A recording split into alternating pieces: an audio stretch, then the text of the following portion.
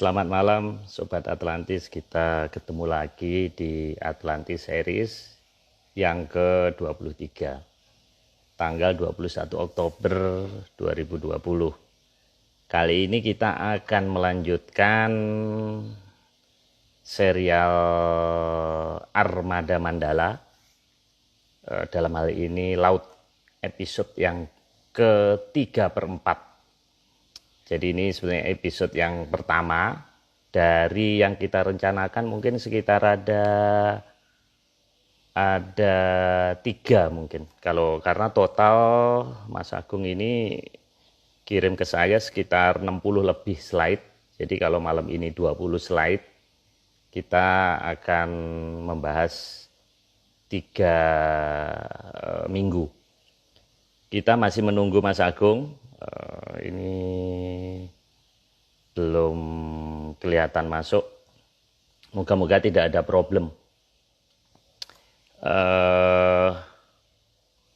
Sebelumnya saya ucapkan terima kasih ke rekan-rekan yang banyak memberikan masukan dan komentar-komentar. Namun kami tidak bisa menjawab satu persatu dikarenakan kita tetap pada acara IG Live yang sudah kita rencanakan. Nah, ini baru masuk ini kelihatannya. Ini kok aneh lagi nih akunnya. Mas Agung tuh suka ada berapa IG sih sebenarnya ini? Coba ini. Bismillah. Kita tunggu. Masih waiting. Halo. Halo Mas, ini kok ganti lagi sih Mas IG-nya? Kan yang tadi nggak bisa Pak dibuka. Jadi Oke. live-nya nggak ada live-nya gitu loh. Jadi saya pakai akun yang lain untuk supaya ternyata yang pakai akun yang lain live-nya muncul gitu. Oke. Mas Agung, ini ada komentar. Ini langsung aja Mas Agung ya. Gimana makan mie-nya udah selesai juga? Mas, Pak. ini wine-nya udah nyampe belum? Belum ya? Belum. Oh ya udah. Memang belum saya kirim sih Mas. Oh, pantesan. Oke Mas, ini sebelum kita mulai saya bacakan. Ini banyak banget komen, tapi saya pilih saja salah satu. Dari Mas Sandiana Bastaman. Dia berkomentar, permasalahannya kenapa pemerintah belum mengizinkan, karena ini sesuatu yang besar, ini menyangkut ideologi, politik, ekonomi, sosial, budaya, dan mungkin malah menyangkut geopolitik. Saya berkeyakinan pemerintah di lingkungan istana sudah tahu.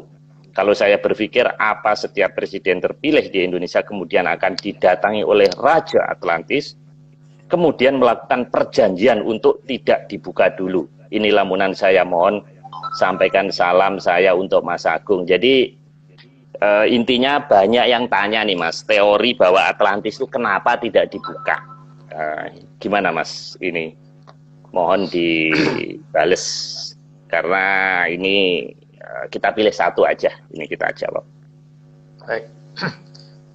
Tidak semua Pak ya kepala negara kita didatangin. Gitu enggak semuanya. Paling tidak yang saya tahu sudah 3 itu yang dari masa saya ada ya. Jadi Pak Karno tuh saya belum ada. Dari mulai BK, HB9 sama Pak Harto. Justru malah Presiden Soeharto. Kalau yang ke bawah ini nggak ada sama sekali yang didatangin yang saya tahu gitu. Karena ada banyak hal yang sangat berbeda dari pola yang dilakukan oleh mereka ya. Maka di zaman Pak Harto dulu, ya terserah masyarakat akan menganggap Pak Harto itu salah atau benar, tapi dia adalah orang yang sangat dijaga. Bukti paling nyata itu dulu pada saat beliau masih berkuasa, Pak Harto masih berkuasa itu, kalau kita datang lewat Jalan Cendana, jam berapapun, terus kita di dalam mobil bisik-bisik aja, sesuatu hal yang menyindir keluarga tersebut, nanti di ujung jalan pasti ditangkap. Itu bukan karena ini Pak, bukan karena mikrofonnya di Cendana sangat peka, tapi ada sesuatu yang kita nggak tahu. Pasukan yang nangkep itu dari mana nggak ketahuan. Makanya waktu dicari apakah ada ruang bawah tanah di sana nggak ada kan. Terus kadang-kadang malam hari kalau kita datang lewat Jalan Teguh Umar, tiba-tiba ada panser jaga di sana. Begitu kita putar balik, pansernya nggak ada. Itu sering. Hmm. Itu menunjukkan bahwa sangat-sangat ada dalam penjagaan, dan apapun yang terjadi itu memang yang dijaga Soeharto pada zaman itu. Dan beberapa hal yang kemudian sebenarnya bukan dilakukan oleh Pak Harto tapi dilakukan oleh mereka, itu juga terpaksa Pak Harto harus ngeklaim dilakukan oleh beliau, bahwa tapi sebenarnya mereka melakukan itu untuk keselamatannya Pak Harto. Dan itu problemnya adalah ketika dari Soekarno ke Soeharto itu kan tidak diberikan penjelasan secara detail oleh BK bagaimana mengendalikan mereka yang di kalangan bergodonya itu sayangnya Pak Harto kurang diberi pemahaman masalah di situ, sehingga hanya bisa melihat, bisa bicara, tapi tidak bisa mengendalikan mereka, gitu masalahnya itu. Jadi banyak tapi hal yang setiap presiden kan punya penasihat spiritual, Mas. Ya masalahnya kan kalau penasihat spiritualnya itu tidak ada, kan ini masalahnya bukan spiritual, Pak. Ini sesuatu hal yang real, bukan spiritual. Masalahnya kan di situ. Ya sekarang untuk ngecek bahwa dia benar-benar ngerti spiritual apa tidak itu paling gampang satu, Pak, baca prasasti bisa enggak, kalau enggak ya berarti dia enggak, gitu. Karena kalau spiritual itu berarti bisa komunikasi dengan yang masa lalu. Jadi kalau yang masa lalu itu tidak perlu harus seorang raja loh, rakyat pun pasti baca tulis itu pasti bisa, Pak. Dan itu tidak akan pernah dijawab nanti dulu atau belum waktunya, itu enggak akan. Jadi kalau pernyataan itu tidak pernah ditunjukkan, jadi misalkan dia ngomong bahwa dia seorang ahli spiritual tapi nggak bisa baca huruf Pallawa, ya berarti dia bukan ahli spiritual. Menurut saya begitu sih. Karena walaupun saya bukan ahli spiritual, tapi paling tidak ada beberapa yang bisa baca lah, Pak. Paling tidak 72 inskripsi zaman udah saya bikin gitu, paling tidak. Tapi ya saya bukan ahli spiritual, Pak. Iya. Ya, tidak semua, Pak, ya, tidak semua kepala negara. Karena di sini ada menyangkut masalah sesuatu yang diturunkan. Jadi dari BK ke Soeharto kan memang dari BK diperintahkan langsung oleh BK untuk jaga Soeharto. Dan menurut versi saya loh ya, bahwa tidak ada kudeta waktu itu, karena di sini sebenarnya ada sesuatu hal yang kalau saya buka nanti bisa jadi rame, tapi cukup diketahui saja bahwa di sini ada sesuatu hal. BK itu di granat di Cikini aja nggak mati, Pak. Maksudnya ditodong pistol terus kemudian takut, enggak, pasti bukan begitu. Dia tuh orang yang di perang Surabaya aja beliau berani berdiri di atas mobil sehingga kalau ditembak dari manapun aja pasti bisa kan. Tapi kan kenyataannya beliau nggak apa-apa. Maksudnya ditodong pistol takut, Pak, enggak. Ini ada yang error, tapi saya tidak bisa menceritakan di sini. Nanti jadi polemik yang tidak produktif. Tidak semua dijaga, emang iya, tidak semua. Termasuk yang sekarang ini enggak. Kecuali yang bawa pistol cewek, Mas, ya.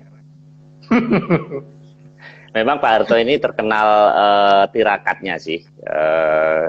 Seperti Topo Kungkum di Kali Tempuran sewaktu beliau masih muda itu, kalau kita lihat perjalanannya memang luar biasa. Oke, Mas, kita teruskan acara UMKM.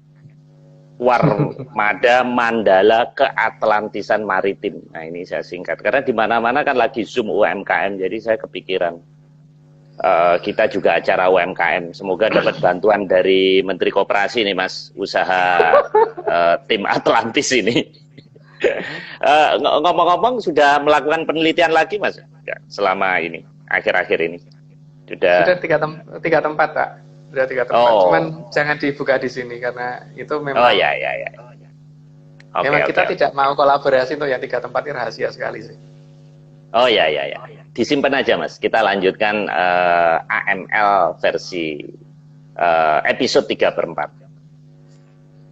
Oke, Mas. Nah, ini apa, Mas? Ini saya agak modern dikit. Setelah 4 bulan saya baru kuat beli ini notebook ini. Jadi lebih enak. Ini apa? Tempat apa, Mas, ini, Mas? Yang perlu diperhatikan ini adalah pinggir pantai selatan. Tapi lihat matahari di ujung sana itu apakah menyentuh cakrawala? Kan enggak kan? Hilang di sana, ada lapisan abu-abu di ujung sana yang ya. Itu menunjukkan berarti di sana itu ada entah pulau, entah bangunan, entah apa, yang jelas matahari tidak bisa menembus daerah itu gitu. Harusnya kan ya matahari sampai ke batas cakrawala Pak kalau tenggelam. Wong itu nggak ada mendung kok. Iya. Itu kan menunjukkan bahwa di sana ada sesuatu, cuman sesuatu itu tidak bisa dilacak menggunakan teknologi kekinian, karena teknologi kekiniannya itu mungkin perbandingannya antara, ya kalau kekinian termodernnya saat ini mungkin kayak anak kelas 2 SD, sementara mereka kayak S2 gitu, jadi perbandingannya sangat jauh. Oke. Lantas ini apa, Mas? Itu apa namanya, si Werkudara kan seharusnya kurang ke atas sedikit atau ya. Oh, emang jaringnya yang ya. Coba agak menjauh dikit Pak. Ini? Malah mendekat enggak agak menjauh dikit. Gini. Oh iya, ini cuma jaringnya doang. Jari kotak-kotaknya itu Pak ya. Ini kan biasanya untuk di nenek moyang kita itu yang punya Aji Jolo Sengoro kan biasanya salah satu jari yang selalu dipakai adalah yang kotak-kotak seperti itu. Tapi kalau sekarang nggak punya Jolo Sengoro pun pakai kotak-kotak Pak. Kalau zaman nenek moyang kita yang di Jawa loh ya, saya tidak ngomong yang di luar Jawa. Jadi dia punya Aji Jolo Sengoro.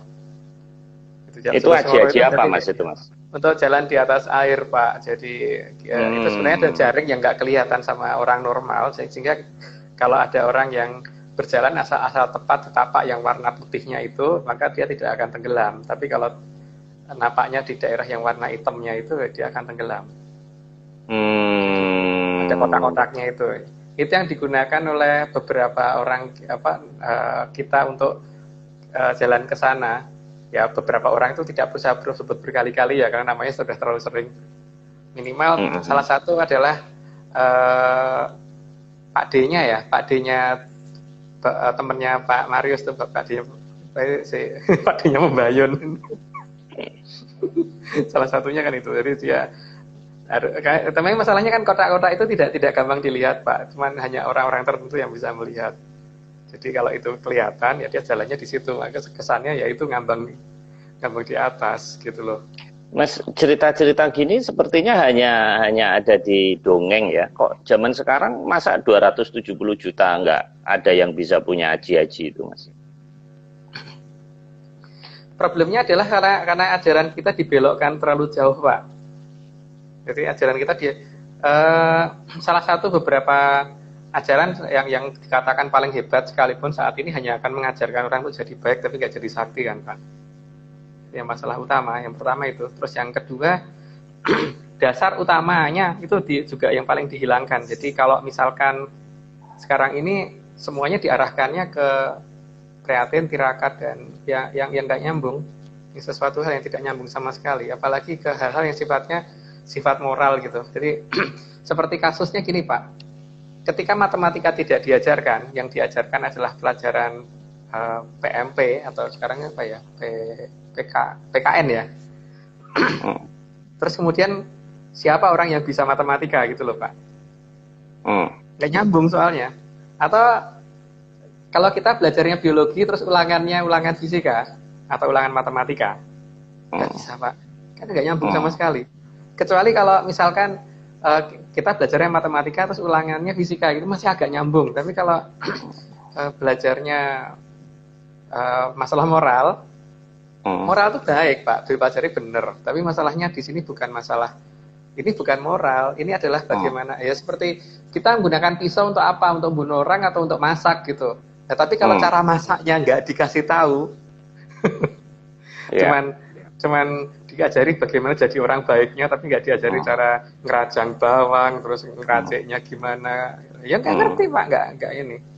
Ya, Mas Agung, saya pernah baca ya di Majapahit itu, jadi ada triangle, di sini ada Hayam Wuruk, raja, kemudian ada Patih yang panglima perang, kemudian ada spiritualis, ada agamawan, artinya memang itu bagian dari sistem ketatanegaraan. Nah, kenapa kan kita punya sekian puluh departemen kementerian, Kenapa nggak ngumpulin orang-orang sakti disuruh nerawang atau mencari sesuatu, misalnya vaksin sekarang?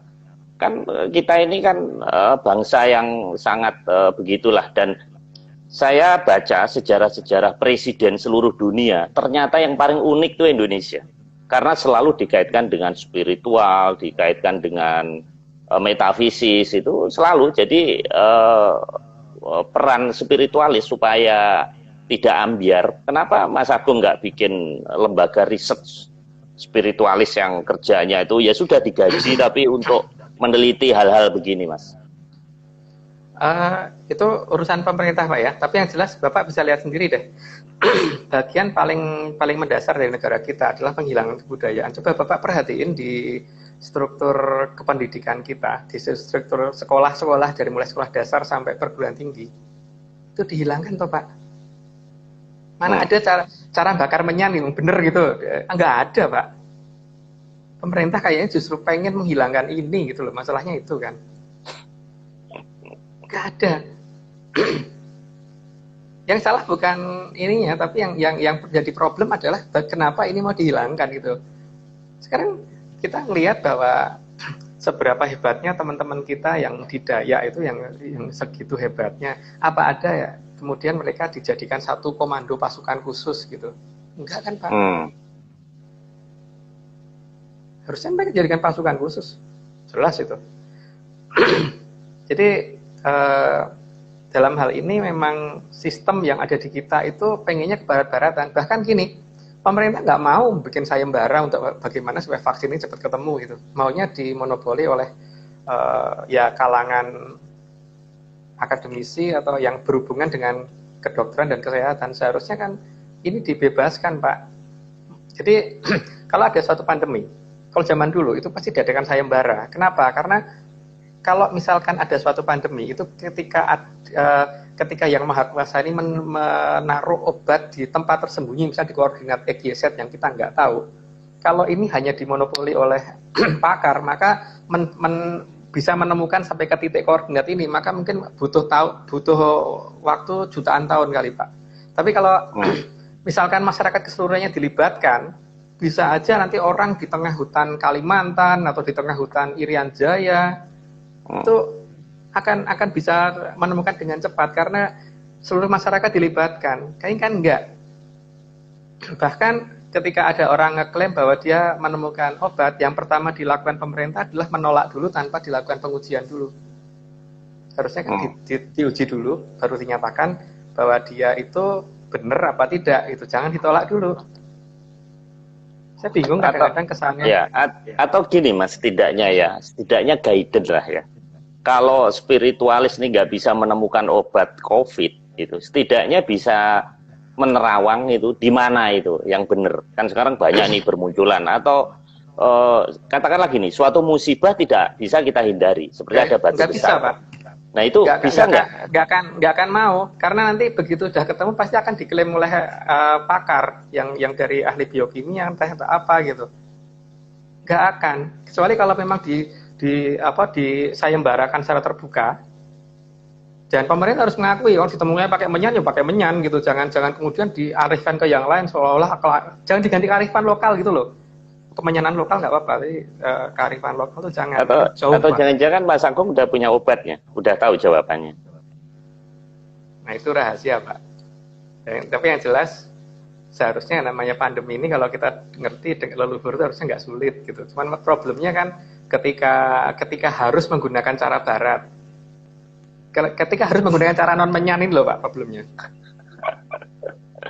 Saya nggak mau ngomong kalau nanti bicara kan problemnya adalah ketika harus menyerahkan ke pemerintah dan kemudian oleh pemerintah nanti diadakan penelitian dan kita tidak punya akses ke pasien, sehingga nanti mereka akan ngomong enggak terus tiba-tiba jadi iya gitu, nggak mau dah. Jadi yang jelas bukan hanya saya, pasti bukan hanya saya Pak, tapi ada banyak orang yang seperti itu mikirnya. Nah, jadi Mas Agung emang nggak takut Mas kalau ada misalnya ini orang positif COVID terus Mas Agung berani ketemu? Berani Pak, berani. Setelah itu berani. Cuman problemnya adalah diakui apa tidak itu nantinya kan. Asal ini nanti apa namanya, ketika orang yang sembuh ya harus diakuin gitu kan. Dan caranya tidak mau, kalau misalkan harus ngakui pakai cara mereka, saya nggak mau. Kalau kemudian harus yang penting orangnya sembuh. Tapi kalau kemudian nanti sembuh karena alasannya gini dengan tanpa ada unsur menyan di belakang, ya mending saya nggak ikut campur. Biar orang lain aja yang itu gitu. Ya. Oke, Mas. Kita kembali lagi, Mas. Ini jadi soalnya kita ini kan di mana-mana. Bayangkan, Mas, sampai sekarang ini kita tidak tahu kapan ini vaksin datang. Tanah Abang masih sepi. Teman-teman juga kreditnya macet. Dan hati-hati loh, Mas. Mas Agung punya utang nggak? Kredit macet nggak? Tidak. Leasing misalnya. Nah, hati-hati, Mas. Kalau Mas Agung punya utang, terus minta relaksasi ke bank, misalnya restrukturisasi ya, pokoknya nggak dibayar, hanya bunganya, itu nanti berikutnya tiba-tiba Mas Agung ngajuin kredit itu ditolak karena dianggap kredit macet. Jadi pemerintah nggak bisa diakalin. Nah itu habis kejadian kemarin. Jadi ada orang dapat fasilitas, hanya bayar bunganya, bulan berikutnya dia mau ngajuin kredit lagi nggak bisa. Jadi berbahagialah Mas Agung nggak punya, mungkin kreditnya ke Atlantis, Mas ya, nggak ke pemerintah ya. Oke, Mas, kita lanjutin, Mas. Ini gambar apa ini, Mas? Nah itu kalau tadi kan jarik yang dipakai di wayang, lah ini jarik yang ada beneran di versi kita gitu loh Pak. Ada ceplok garudonya gitu loh. Nah ini menunjukkan bahwa ya harusnya dipakai orang yang ngerti Jolo Sengoro gitu. Nah untuk ciri khas yang ngerti Jolo Sengoro memang dia berhak pakai baju seperti apa, pakai ageman seperti ini kalau pakai pakaian Jawa versi saya ya, bukan Jawa versi keraton yang ada gitu. Sehingga pada ini kan mirip di belakang saya ini, Mas. Mirip kan? Bukan, itu kan segi 5, ini bukan. Segi 6 ya, atau segi berapa itu? Itu beda, Pak. Beda ya ini ya. Beda. Ini kotak-kotak, Pak. Kotak-kotak. Oke. Jadi ini bukan hanya masalah membatik, Mas, tapi ada pesan di balik itu, ada maksudnya ya. Iya. Gitu. Oke, Mas. Nah, ini mirip juga ini, Mas. Ya, itu kalau di Bali. Nah, tidak tahu apakah di Bali itu filosofinya sama apa tidak, tapi cuman kok persis ya di Bali ada aturan seperti itu. Itu ada unsur Jolo Sengoro. Jadi dia mengakui apakah ini juga menunjukkan bahwa Bali juga mengerti tentang keberadaan Atlantis di selatan. Tapi kalau saya perhatikan orang Bali juga mengadakan acara kayak labuan juga di Laut Selatan, Pak. Cuman apakah mungkin pendefinisiannya sama apa tidak, saya tidak tahu. Tapi kalau saya melihat bahwa kok hampir mirip dengan yang di Jawa gitu, yang di Jawa versi saya gitu loh. Cuman kalau di Jawa kan digambarkan ada ceplok Garuda yang menunjukkan itu loh posisi keratonnya gitu. Kalau ini kan nggak cuma kotak-kotaknya, cuma Jolo Sengoronya saja gitu. Oh, jadi itu menunjukkan koordinat juga, Mas ya? Iya, menunjukkan ini. Nanti kalau kelihatan seperti itu ya. Ya nggak terlalu persis banget sih, tapi seperti itu. Nah ini kan gambar diem, Pak. Gambar diem, tapi kalau kita perhatiin kan kayak bergerak, kayak ada gelombang. Iya. Iya kan? Itu kan menunjukkan bahwa ada loh yang sebenarnya bukan laut, tapi kalau kita lihat seperti laut gitu loh.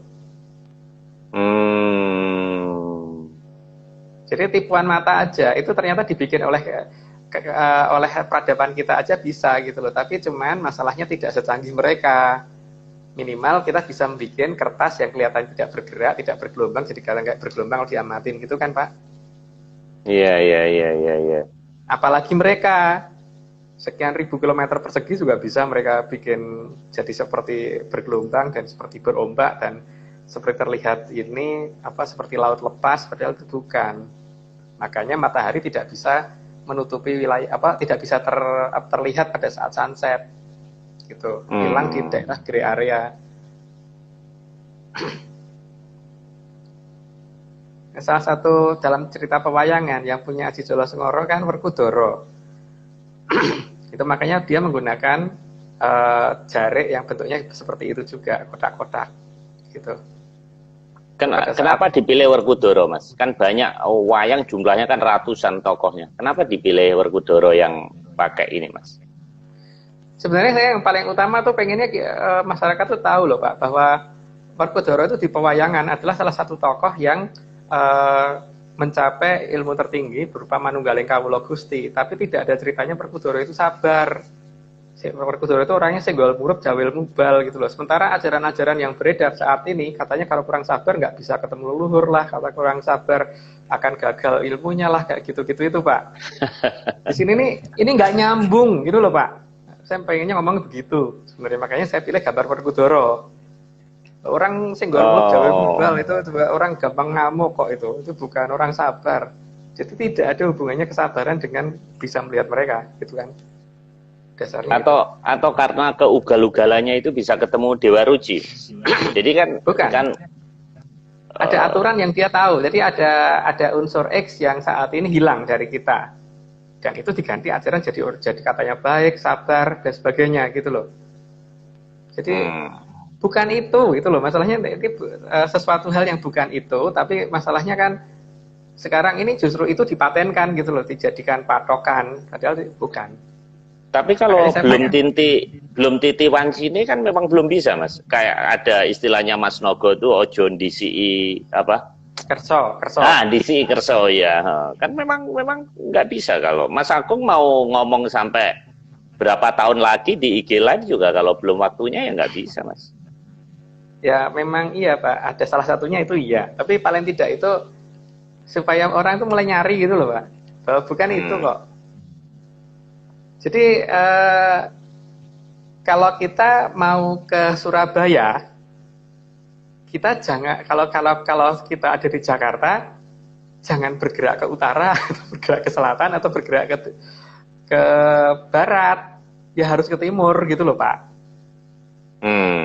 Masalahnya kan kalau ke utara sama ke selatan nggak akan pernah nyambung, nggak akan ketemu. Kalau ke barat mungkin suatu ketika muter lagi bisa ketemu, tapi kalau ke utara dan selatan nggak akan pernah ketemu gitu. Masalahnya sekarang kan ketika ajarannya apa, implementasinya apa gitu loh. Nah, supaya kita ke timur ketemu Surabaya itu apa? Kompasnya apa? Patokannya? Supaya nggak tersesat. Atau supaya menemukan Atlantis lah gitu. Kan pertama dulu pernah saya ceritakan bahwa ini versi saya ya, jadi saya tidak mau ini dibandingkan dengan ajaran yang lain, ajaran agama kayak atau ajaran di luar Jawa atau di luar saya gitu, versi saya ya. Kalau orang yang sedang kondisi tidak nyaman, itu kan pasti akan merasakan waktu melambat toh Pak, ya enggak?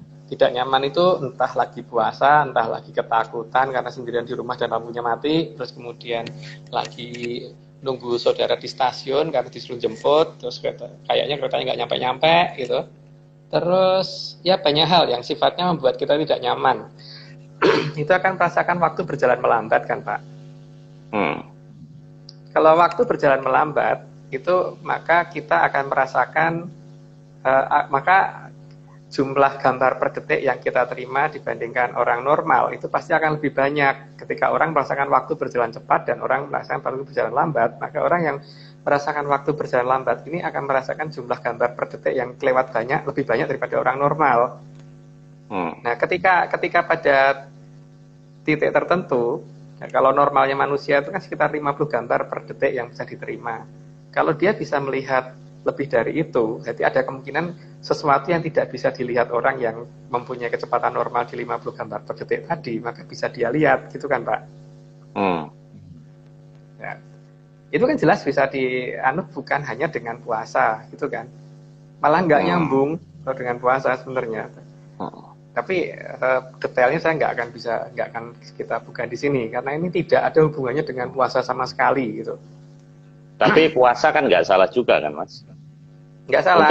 Untuk memperlambat waktu juga kan, supaya terjadi dilatasi waktu itu ya. Ya, cuman ya ditambah kalau pengen cepat sakit juga lebih baik Pak, karena dengan tidak makan kan, pengen cepat kurus juga bisa. Oke Mas, ini apa Mas ini Mas? Alun-alun toh Pak, alun-alun Keraton Jogja. Alun-alun itu, alun dalam bahasa Jawa, alun itu kan gelombang, Pak. Ombak kan. Ya. Alun-alun kan berarti ombak yang banyak gitu loh. Dan ini masalahnya ditunjukkan bahwa alun-alun itu digambarkan sebagai lapangan lebar di depan suatu kerajaan yang menghadap ke arah utara. Ya kan, Pak? Jadi kan sebelum sebelum menuju ke pusat kerajaan tersebut, kita melalui jalan sempit yang kemudian melalui 2 ringin kurung gitu. Jadi ada dua pohon beringin yang untuk membatasi itu gitu. Tapi pada dasarnya di ujung sana itu ada suatu kerajaan yang kalau kita cuman ada treknya itu lurus melalui jalur itu gitu. Dan di jalur itu tuh memang jalur yang dipasang oleh mereka untuk orang-orang yang memang diundang ke sana. Jadi jembatan itu mereka pasang itu berupa Jolo Sengoro tadi, dan itu akan kotak-kotak seperti tadi, ada yang putih, ada yang hitam. Sehingga kalau kita menggunakan kendaraan kita harus lewat di daerah yang putih-putihnya tadi, jangan sampai injek yang hitamnya. Jadi ini ada maksud, Mas, ya, ternyata. Saya pikir hanya cuman artistik atau bangunan arsitektur aja ya. Ternyata ada maksud di sini ya. Ya. Atau mungkin ini, Mas, kenapa Atlantis nggak ketemu? Karena di alun-alun sering ada pasar malam, pameran itu ya. Jadi ketutup akhirnya. Harus dikembalikan seperti ini ya. Wah, ini filosofinya ya, dalam sekali ya. Untuk pasar malam ya enggak apa-apa. Kan yang penting itu kan bagaimana menemukan jalan tersebut kan. Nah, ketika jalan tersebut kita nggak tahu. Tapi ya itu tadi, Pak, itu jembatan itu kan ditarik ke arah mereka. Jadi kalau kita memang tidak diizinkan untuk masuk, ya jembatan itu nggak akan ada. Jolo Sengoro ini nggak akan dimunculkan oleh mereka gitu. Ini namanya Kiai Alun Banteng. Kalau di versi saya, Kiai Alun Banteng itu kan ombak yang biasanya bersusun 3 ya, bergulung-gulung susun 3. Jadi kalau ombak 3 itu sudah datang 3 gelombang, terus tenang dulu, terus 3 gelombang, tenang dulu, 3 gelombang, berarti udah kayak Alun Banteng. Jadi sebentar lagi Jolo Sengoro akan digelar. Nah, setelah digelar itu juga kita harus menanti apakah dari sana akan ke sini atau kita yang diminta ke sana gitu kan. Atau apakah karena itu laut selatan ombaknya tinggi, Mas? Justru ketika Jolo Sengoro itu nanti dibuka kan jadi nggak ada ombak sama sekali, Pak. Ini hanya karena didorong dari selatan ke arah kita sehingga terjadi ombak seperti itu gitu. Nah, setelah jembatannya sampai di ujung kita itu kan transparan banget itu jembatan. Jadi baru kita nanti menunggu apakah kita disuruh ke sana atau sana yang akan ke sini. Nah, itu Pak D-nya temannya Pak Marius pasti tahu itu. Mas Agung, itu tadi istilah alun-alun dengan alun ombak kok ada kesamaan itu apa ya, Mas? Saya baru ngeh juga, baru merhatiin. Jalan di tengah itu namanya Jolo Sengoro, itu akan dimunculkan ketika akan muncul ketika alunnya datang. Ada 3 alun yang datang. 3 tumpuk alun yang datang gitu. Dia ada susun 3. Itu datang berarti makanya dikatakan alun-alun karena maksudnya alun-alun lebih dari 1 kan. Bukan alon-alon, Mas, ya, harus pelan-pelan gitu. Enggak ya? Bukan. Kan nggak boleh sabar, Pak. Nggak boleh. Kan kalau Mas Agung sabar, udah 4 bulan ini belum dipanggil menteri untuk dijadiin dirjen Atlantis ya? Jangan. Nggak perlu. Kan ya, ini secara mata angin. Coba diperbesar, Pak. Diperbesar atau didekatkan. Mas tadi mau ngomong apa, Mas tadi? Karena apa, Mas? Ya, kan memang kayaknya sekarang gini loh, Pak. Kalau misalkan pemerintah membantu, tapi terus kemudian kita disuruh ikuti cara-cara pemerintah, sementara cara-cara itu belum tentu diterima oleh sana kan, Pak. Ya saya mending tidak dibantu gitu loh. Misalkan tapi dua presiden buktinya diterima, Mas, di sana. Berarti kan nggak apa-apa, Mas. Kita diakui NKRI. Ya, 2 presiden diterima di sana memang. Tapi 2 presiden ini kan beda, Pak, dengan yang setelahnya. Beda. Dengan itu beda. 2 presiden dan 1 raja yang saya tahu itu ya. Nah, untuk yang bapaknya temannya Pak Marius saya tidak tahu. Karena itu kan pasti privacy. Cuman kalau yang 2 kan itu diumumkan. Nah, ini privacy saya nggak ngerti apakah bisa ke sana apa tidak saya nggak tahu. Tapi kalau yang saya tahu persis itu 3 orang ini yang jelas bisa plus 1 Paranporo Raton Jogja Bapak Pleret itu ya 4 orang yang selalu menggunakan Jalur Sengoro untuk menuju ke sana. Makanya perginya ke sana bawa mobil, bukan jalan kaki, Pak. Dan itu salah satu dari penggemar kita di IG Live ini kan namanya Pak Mahmud, kalau nggak salah itu juga sudah membuktikan untuk ketemu sama sopirnya Bapak Pleret. Yang di Zoom waktu itu, Pak, yang nampak Gibran udah buktiin dan informasinya kan kita nggak meleset. Emang begitu. Jadi memang bawa mobil, jadi bukan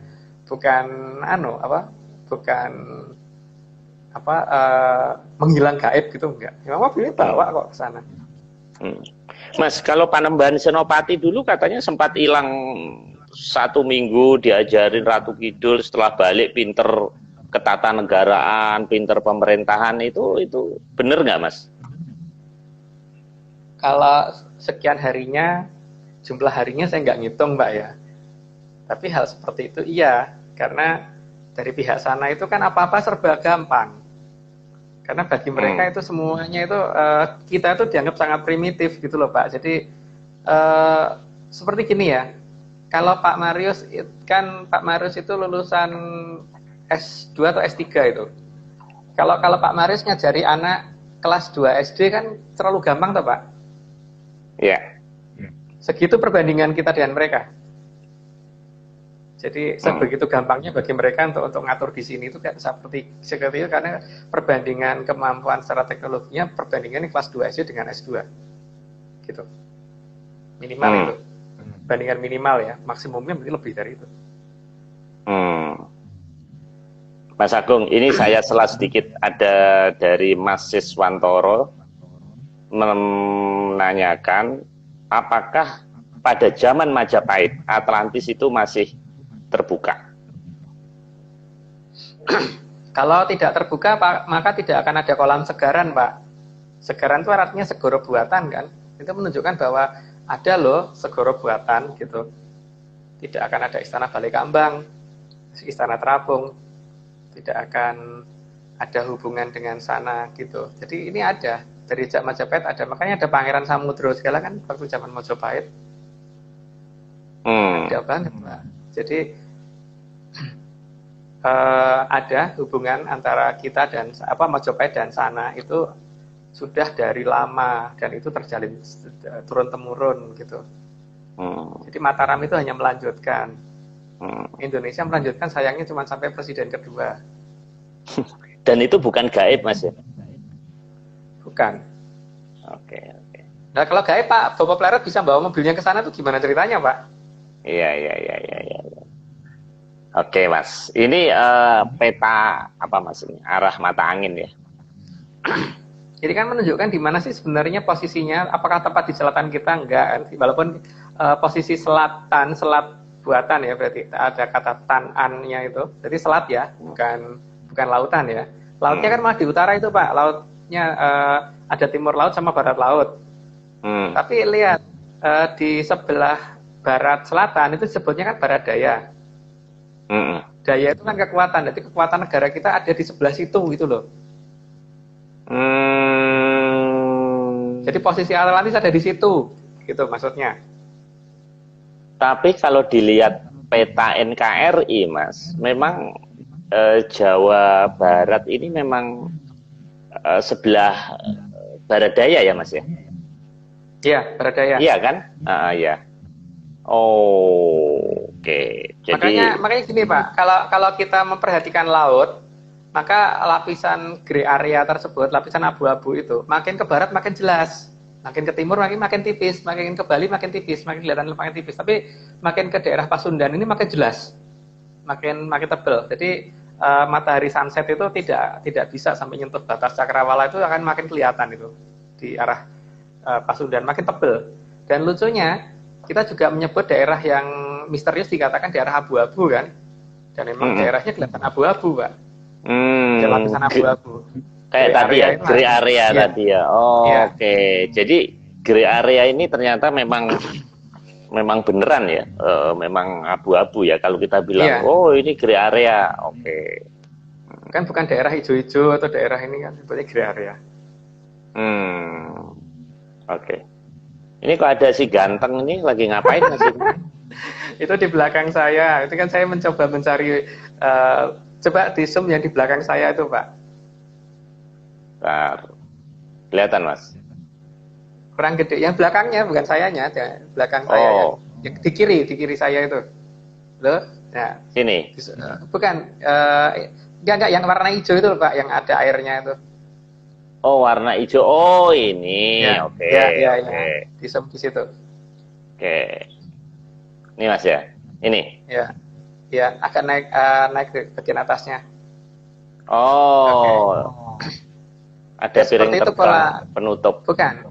Ya seperti itu pola menutupnya mereka. Jadi keraton mereka itu ada di permukaan, tapi ditutup dengan kubah yang kemudian di atas kubah itu dialirin air dan tebelnya itu 200 meter itu. Jadi kalau kapal Indo Amerika aja masuk pasti akan tenggelam itu kena gerojokannya. Seperti itu. Dan ini ada di Mekarsari karena Pak Harto yang bikin, karena Pak Harto kan memang pernah ke sana, jadi dia sengaja menunjukkan seperti ini loh posisi keraton Atlantis di selatan kita, gitu loh. Maksudnya begitu, Pak. Ini saya kagum Mas Agung kok bisa-bisanya aja ini. Ini halusinasi dari mana sih Mas ini? Kok bisa menemukan hal-hal kayak begini ya? Nah, kan memang Mekarsari itu kan dibikin oleh Pak Harto. Dan Pak Harto kan orang yang memang benar-benar tahu, sehingga dalam menggambarkan posisi sana memang beliau tidak banyak bercerita, Pak. Tidak banyak cerita, tapi ya itulah beliau tahu benar. Saya tidak mau cerita ke banyak orang karena ya memang tidak mau ini apa namanya jangan sampai salah gara-gara jelas terus kemudian masyarakat kurang sopan dengan menggunakan adanya kerajaan di selatan kita sehingga akhirnya malah sana kita jadi diserang oleh mereka gitu kan. Betul Pak Arto. Cuman paling tidak ini loh kodenya seperti ini gitu. Termasuk di Gerahadi Mas ya, Jalan Rasuna Said ya. Ya. Udah Mas, jangan dibahas, nanti nggak selesai itu off air aja itu nanti jadi rame nanti. Nah ini ada orang ganteng yang lagi belakang. nih. Yang belakang, yang belakang. Pak. Ya gedung yang di belakang itu harusnya ada airnya itu. Tapi karena sekarang tidak dikelola lagi ya jadi seperti itu. Nah itu. Oh ini. Itu harusnya ada air yang menutupin. Jadi ada air yang ditarik ke atas terus kemudian gerojok ke arah depan. Nah, seperti itulah pola penutupan keraton di sana. Makanya dari tempat kita seperti kelihatan grey area itu karena seperti itu, Pak. Jadi ini kayak kabut ya nantinya. Ya, jadi kayak ketutup air gitu loh. Dan itu menutupi keseluruhan. Jadi bukan hanya bagian tengah saja. Maka bagaimana mungkin orang mau masuk ke sana kalau ininya belum dibuka dulu. Dan gerbangnya belum dibuka, terus ininya belum dibuka, nggak bisa masuk. Makanya bukan hantu, karena pakai teknologi mereka itu. Itu bagi ini sana ya tahu. Ini studi ini memang luar biasa, ini gabungan when science meet spiritual ini seperti kayak human design. Saya sekarang kan lagi belajar human design Mas. Ini teori sampean ini juga mirip-mirip seperti itu. Ini apa Mas? Peta ya? Coba diperbesar Pak, saya lupa. Tulisannya apa sih di situ? Saya tulis ini apa? Seperti kayak peta, ada legenda sumber keraton Yogyakarta Hadiningrat. Kayak denah Mas. Alun-alun. Ini ada alun-alun. Yang saya tulis apa? Yang saya tulis Pak, lupa saya itu. Yang ditulis ya. Oke. Bentar Mas. Ini sudah saya kumpulin di dalam satu folder ini. Ini sebentar Mas, apa ya ini ya? Seperti Segara Yasa, Taman Sari Jogja. Segara Yasa, Segara itu kan samudra Pak. Yasa itu artinya buatan, jadi artinya segara buatan. Jadi ada samudra buatan yang posisinya ada jauh dari keraton, itu ada di selatan barat kan? Barat daya kan? Dari keraton itu harusnya Segoro Yoso itu posisinya. Oh ini ya. Iya. Jadi keraton Jogja itu kan ngadep ke arah utara, ngadep ke arah Merapi. Nah, nanti agak ke selatan sedikit, ke arah barat, ada yang namanya Segoro Yoso. Nah, di situ kan menunjukkan sesuai dengan di peta kan. Ada daerah kekuatannya Indonesia di barat daya kita itu loh. Jadi ada segoro buatan di barat daya kita. Wah, baru tahu Mas. Begitu ya ternyata ya tanda-tanda alam ya. Bukan tanda-tanda alam, tanda leluhur kita yang ngasih tahu. Tanda leluhur. Ya, itu nah, bukan alam pembangunan kok. Oh iya ya. Ini yang bikin siapa Mas ini? Arsiteknya siapa ini dulu? Kalau itu mungkin yang lebih berhak menjawab adalah temannya Pak Marius. Itu kan Taman Sari, Pak. Ya, Taman Sari ini. Taman Sari Jogja. Nah, itu kan menunjukkan di ujung sebelah sana. Itu kan ini ada air, terus di ujung sebelah sana itu ada keraton gitu kan. Iya. Nah, itu menunjukkan bahwa keraton itu ada di belakang air gitu loh. Oh. Gitu. Dan di Taman Sari sendiri itu kan nanti ada terowongan-terowongan tuh yang menuju ke arah selatan. Nah, maksud iya Pak, hantu butuh terowongan gitu. Kalau memang beliau itu adalah hantu, memang butuh terowongan kan enggak. Tapi kalau memang bukan hantu, ya butuh terowongan, Pak. Ya. Itu memang perlu penelitian lebih lanjut. Tapi udah saya tanyakan, katanya nggak ada terowongan, Mas. Nggak diakuin. Ya, kalau nggak ada tak tunjukin kapan-kapan. Kalau saya ke Jogja. Atau jangan-jangan bisa kalau saya ngelihat nutup gitu, kalau yang lihat Mas Agung kebuka gitu. Enggak, ada Pak, ada. Ada memang. Ya, Mas, ini telapak tangan raksasa, Mas. Ini apalagi, Mas? Ya. Jadi kan ada posisi yang tadi kalau di mata angin itu kan ada selatan, terus kemudian timur selatan dinamakan Tenggara, terus barat selatan dinamakan Barat Daya. Yang Barat Daya tadi kita tunjukkan bahwa itu maksudnya kekuatannya dari sana, di keratonnya sebelah sana. Yang Tenggara itu kan maksudnya dalam bahasa kita dalam bahasa versi saya gitu, Tenggara itu artinya pertanda. Nah, pertandanya dari sana. Jadi mereka menunjukkan bahwa mereka bisa loh yang namanya Triwikromo. Triwikromo itu merubah diri menjadi dimensi ketiga istilahnya gitu kan. Bisa membesarkan diri menjadi seperti itu. Jadi artinya kalau ngamuk itu satu tabokan aja cukup. Ini kan cerita ketika Sang Moho Prabu Dewa Esa dulu marah besar, kemudian nabok laut selatan sehingga terjadi air bah di mana-mana. Itu pada zaman Kolotirto, awal zaman Kolotirto, gitu. Kemudian putranya Sang Moho Prabu Kano kan diminta untuk bikin istana Balai Kambang. Ya terserah kalau diklaim oleh negara lain cerita tersebut, tapi paling tidak kalau di Jawa ada cerita seperti itu gitu. Ketika Sang Moho Prabu Dewa Esa marah dan memukul ini, kemudian terjadi air bah selama selama satu zaman kolo. Satu zaman kolo berarti 3 mangsa kolo, 1 mangsa kolo 100 tahun matahari. Air bah gara-gara ngamuknya seorang raja itu. Itu manusia di zaman itu manusia sudah ada belum, Mas? Ya ada toh Pak. Itu ada, manusia ya? Itu ada. Oh. Ya. Tapi ini menunjukkan ada cerita yang ada di zaman kerajaan zamannya Prabu Dewa Esa, itu menunjukkan bahwa cerita itu betul gitu loh, bahwa naiknya air bah karena itu gitu. Ini itu kalau diperbesar itu bukan banjir cerita banjir besar itu Mas ya, yang katanya cerita Atlantis menurut Santos itu atau beda ini? Ya sebenarnya hampir mirip, tapi Atlantis tidak terkena masalahnya, Pak. Karena mereka bisa mengatasi banjirnya sendiri. Nah, tapi daerah lain kemudian pada kena semua, kecuali daerah yang dijaga oleh Sang Mahaprabu Kano, itu semua wilayah yang dijaga oleh Sang Mahaprabu Kano tidak kena. Maka kemudian banjirnya mengarah ke barat, selatan, dan utara. Barat, utara, dan timur. Selatan dikit. Makanya kan hampir semua daerah yang di dunia ini yang menjadi berubah jadi padang pasir itu daerah yang mempunyai kontur ketinggian hampir sama dari permukaan laut.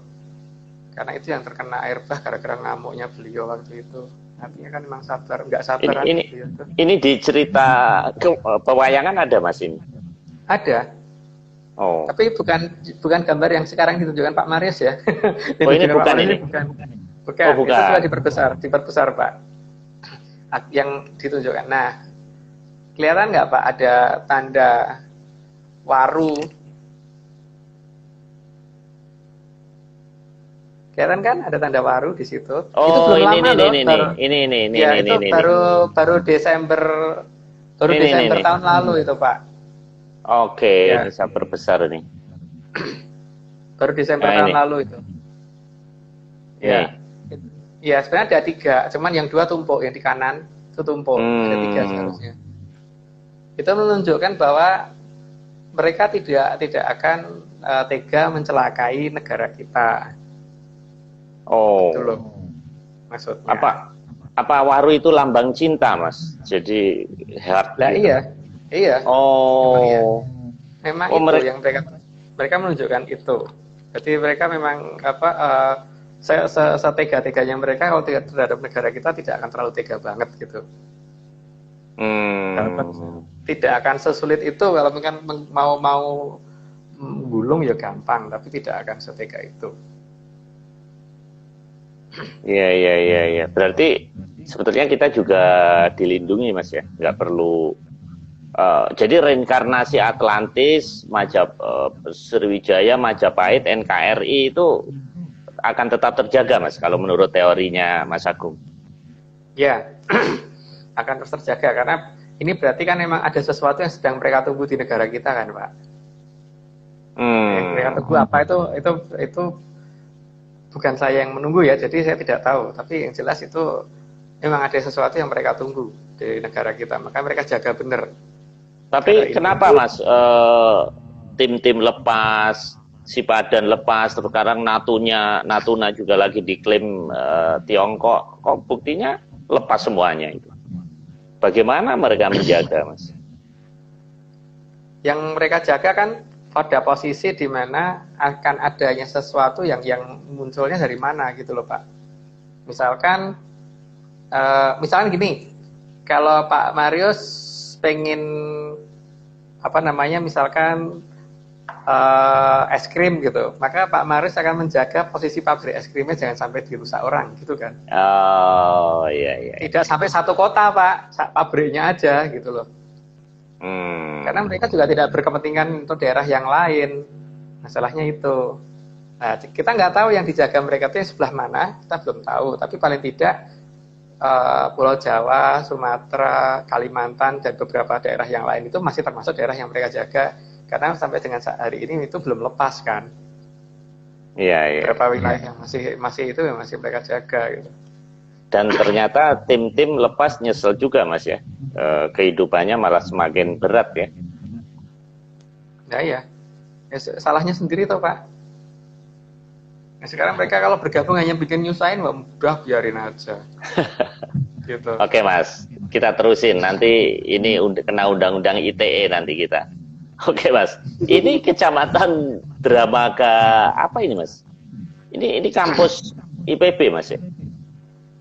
Ya, Dramaga. Dramaga itu kan berarti dermaga atau Pak? Berarti itu di dekat sesuatu yang besar. Nah, ini kan menyangkut masalah Sungai Berantas yang dulu saya ceritakan. Teman, saya tidak akan detail menceritakan Sungai Berantas karena ini risikonya sangat besar kalau kita ceritakan. Nanti bisa dianggap menakut-nakutin orang banyak. Karena Sungai Berantas ternyata tidak di Jawa Timur, tapi ada di dekat.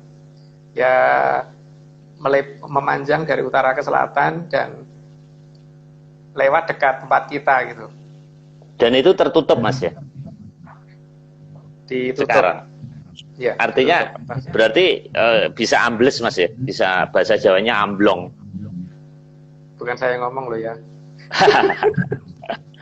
Nakut-nakutin aja nih udah musim banjir nih. Oke Mas, kita terusin Mas. Ini situs Taman Sari. Ya. Pada saat akan masuk Taman Sari itu kan ada dua hal. Yang pertama ada dua naga kanan kiri Pak yang jaga. Oh yang iya. kedua kita masuk ke arah terowongan gitu. Tujuannya diadakan naga. Naga itu kan digambarkan bergelombang. Itu kan menjaga supaya ombak dari laut yang di kanan kiri kita itu tidak menenggelamkan mobil yang masuk yang kebawa masuk yang kebawa masuk yang digunakan oleh orang yang diundang oleh sana gitu loh Pak. Jadi kenapa kok daerah itu jadi datar tidak ada ombaknya? Karena dijaga oleh itu, kanan kirinya ada itu. Jadi ketika Jolo Sengoro digelar, maka kanan kiri pasti harus ada dua naga yang jaga supaya ombak tersebut tidak mengganggu jalur yang di tengah. Gitu. Oh, jadi ini ada maksud ya, naga kanan kiri ini. Ngomong-ngomong naga ini ada dua naga Mas, tiga naga, satu naga tapak angin, satu naga yang di Keraton Jogja ya kemarin. Mas Agung sempat ikutin nggak ada gambar ular melingkar di ini, ular melingkar di salah satu Soko Guru di Keraton Jogja. Ya. Terus satu lagi penampakan di Bali ya. Ada seperti pura yang nggak dirawat ternyata ada penampakan itu. Jadi memang ini Nogo ini mungkin kita bahas sesi tersendiri Mas. Ini sudah jam 9, 2 menit lagi. Ini terakhir Mas, gambar terakhir. Ini apa Mas? Nah itu kan gamelan. Perhatikan dalam gongnya, atas gongnya itu ada nogonya yang cukup komplit kan Pak gambarannya. Jadi kan itu artinya kan Keraton Jogja dan Solo itu seharusnya kan mengerti bagaimana menggunakan gamelan ini untuk mendatangkan atau untuk berkomunikasi dengan sana sehingga naganya bisa didatangkan untuk menutup kanan kirinya ombak tadi kan Pak.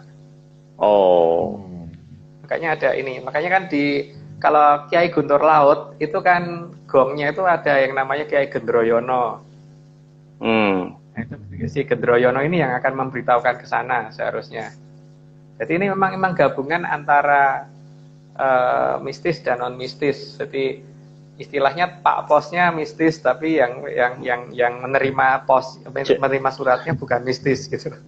Jadi ini naga ini bukan hanya pemanis Mas ya. Jadi ada maksud di sini ya. Iya. Makanya dipasangin pasti di atas gong. Oh. Tapi ini gong saya kok nggak ada ularnya Mas ini Mas. Ini lihat nih. Tanyakan kepada yang bikin kalau itu Pak. Kenapa ini gong beneran loh Mas ini. Loh. Ini nggak ada ularnya ini padahal gong beneran ini.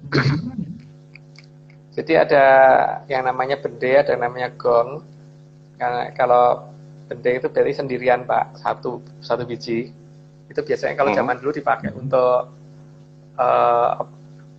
untuk ngadakan pengumuman dong gitu, berarti untuk ada penduduk diundang karena akan ada pengumuman dari pemerintah gitu. Kalau gong itu tidak satu Pak, ada banyak. Nanti juga ada pelok dan selendro, ada yang pelo sama selendro. Selendro kan dari salindro, dari Betoro Indro. Jadi titipan dari Betoro Indro. Selendro itu bukan fals Mas ya? Bukan. Kan kalau bahasa Jawa selendro, suaramu selendro itu bukan ya? Bukan, aslinya kan sailendro. Dari Betoro Indro. Oh. Oke Mas. Jadi ini gong saya ini ternyata gong palsu ini. Kalau ada yang kehilangan gong, tolong ke sini. Tadi saya pakai ajian Jolo Sengkoro, Mas, untuk saya bawa ke sini. Mas, ini 25 menit remaining. saya sudah di reminder. Oke Mas, sampai ketemu lagi di acara UMKM mendatang. Warmada Mandala ke Atlantisan Maritim. Selamat malam. Salam menyan Mas Agung. Oke.